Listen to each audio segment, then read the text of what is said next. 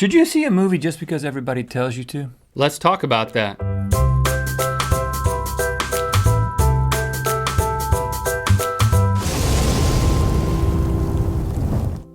Good Mythical Morning. Okay, this past weekend, I finally saw the movie Gravity. You finally saw you hadn't seen Gravity?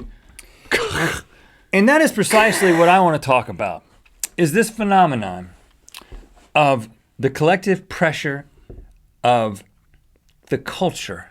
The culture. Telling you to go see a movie and then finally seeing it. We talking about movie peer pressure here. Movie peer pressure. Highly controversial. Now, let me start by saying a couple of things. As you know, we are fathers. We have children. That is a beautiful and wonderful thing. When it comes to seeing movies when they first come out, it's not a real good thing for that.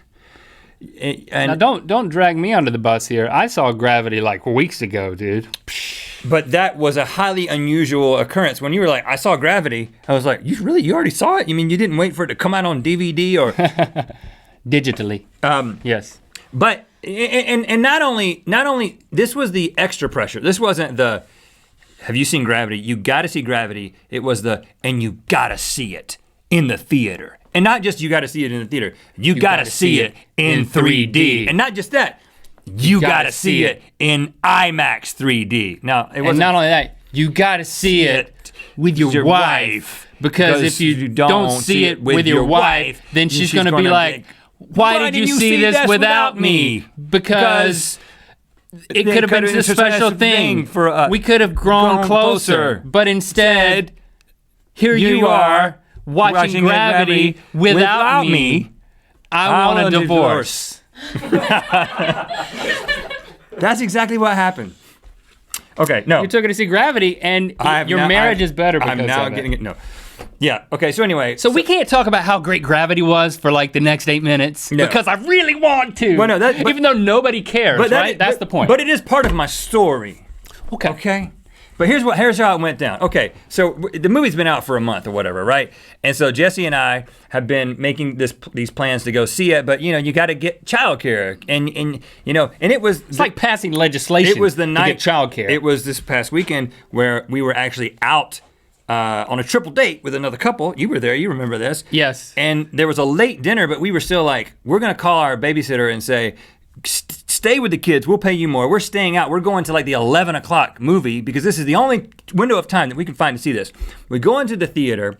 The movie is the previews are starting. There's 3 people in the movie, and we sit right in front of them because it was stadium seating, and they were in a really good spot. I'm a tall guy, yes, but I got right in front of them because like that's a good spot. Not right behind them? No, right in front of them. Tall sitter.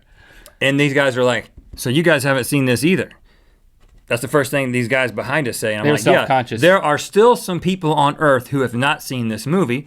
And here we are, the 5 of us in this huge theater about to watch this movie. You should have said, no, this is my 3rd time. I'm watching it this time only for shot composition.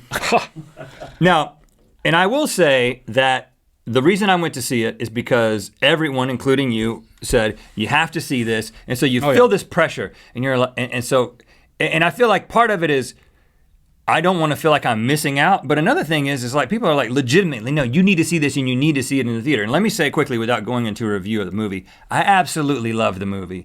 It was one of the best movies I've seen in a long time. I do believe that it has slipped into my top 10 best movies of all time. That's how moving of an experience it was for me to watch this. See, you're doing it. Absolutely loved it. You're applying pressure. Now, to no one. And that's what happened. I became a part of the pressure. When we went back, before we left, we told our babysitter that we might stay out and watch the movie. And she was like, yeah. She was like, you haven't seen it? No, she hadn't seen it. And she was like, yeah, I've heard lots of good things about it, but I've had some friends who said it was boring. And then I was like, okay, but that was before I was an advocate. Then I go see the movie and I come back and I'm like, your friends are stupid. This is the best movie ever. You should go see it right now. So you became a 9-year-old. Yeah, right, exactly. I became the person that, like you, that what got me to go watch it in the first place. But see, there's 2 different types of people. There are people who, when they feel the pressure, they immediately become contrarian. And those people who are like. Contrarians. Yeah, it kind of sucked. Like they know that it's got really good reviews. They know everybody wants to see it, and then they watch it, and they're looking for a reason to not like it. They didn't watch it. Like, no, I'm not going to see it. Either they are like, I'm not going to see it because everybody wants to see it, or they see it and they purposely come up with a critical view of it because they want to seem cool. I'm going to tell you right now, I thought it was awesome. If everyone thinks it's awesome because most people have good judgment apparently. Well, I think there's if you want to parse people in another way, it's the people who want to see a movie first. And I think I'll call those the trendsetters, the people who say, I saw Gravity first. I was the reason that it created all the buzz. You know, I was one of the first reviews of novices on Rotten Tomatoes kind of person. And then you got the people who, for whatever excuse, use your kids, whatever, to say, you know, I'm the last person to watch this movie. So, I mean, which is better? The person to see it first or the person to see it last? And I think it's what do you value? Do you value having bragging rights, or do you value only watching movies that are really great?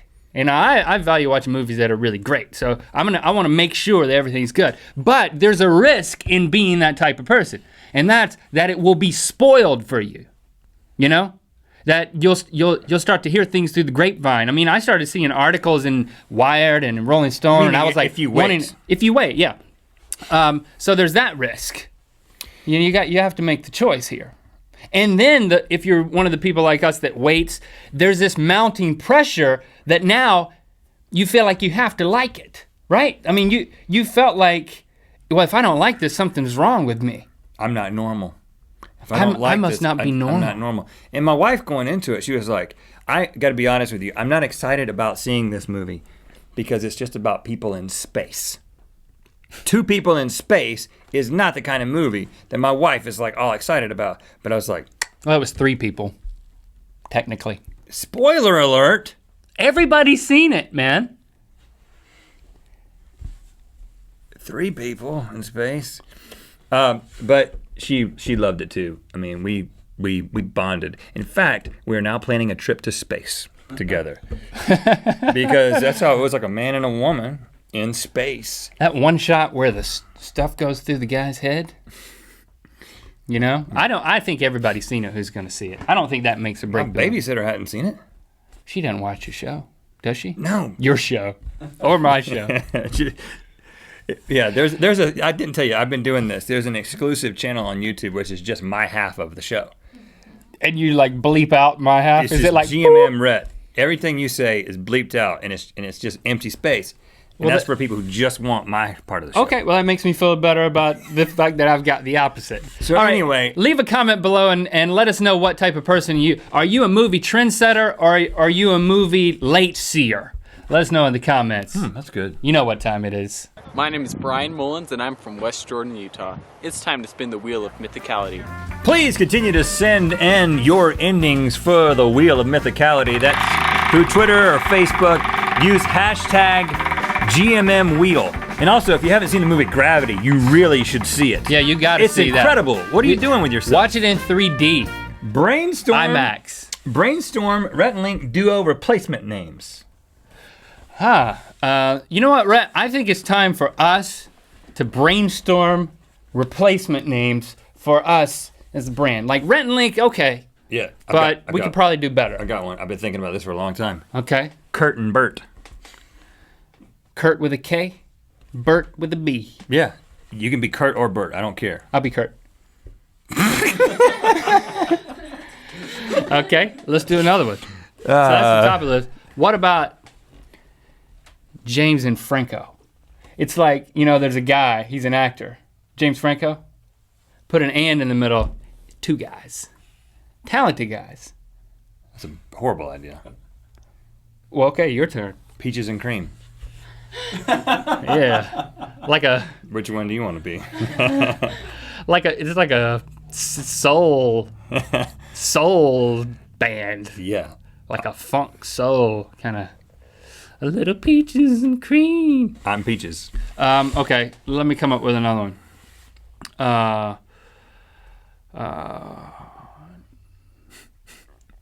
Hammer and nails. What? I thought that was a good one. Hammer and nails. Do you want to be hammer or do you want to be nails? Hammer. Why? Hammer don't hurt him.